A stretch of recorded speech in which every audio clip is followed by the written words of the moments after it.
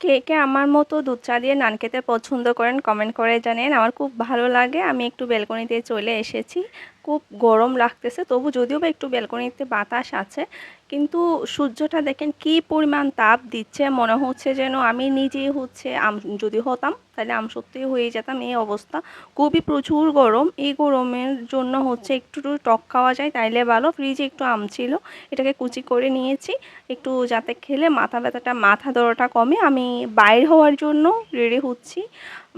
তারপর হচ্ছে আমি এখানে ম্যাচিং করতেছি, যত সিম্পলি গরম যেহেতু যত সিম্পলি হচ্ছে আমি রেডি হওয়া যায় ওইটাই হচ্ছে চেষ্টা করতেছিলাম।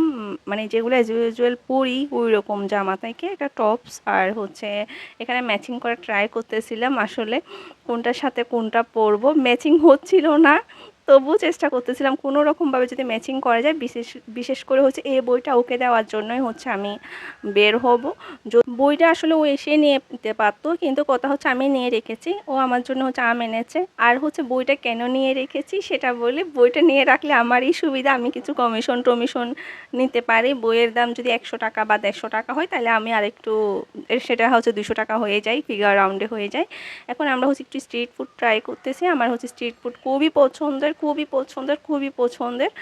রেস্টুরেন্টের ভাজা মশলা এগুলোর চেয়েও হচ্ছে আমি একটু স্ট্রিট ফুডটা একটু বেশি পছন্দ করি। এগুলো কম একটু মশলা মানে হাই, যেটা তেল বেশি ইউজ করে, মশলা এগুলো কম ইউজ করে, সেজন্য স্ট্রিট ফুডে সচরাচর এত বেশি মশলা ইউজ করে না।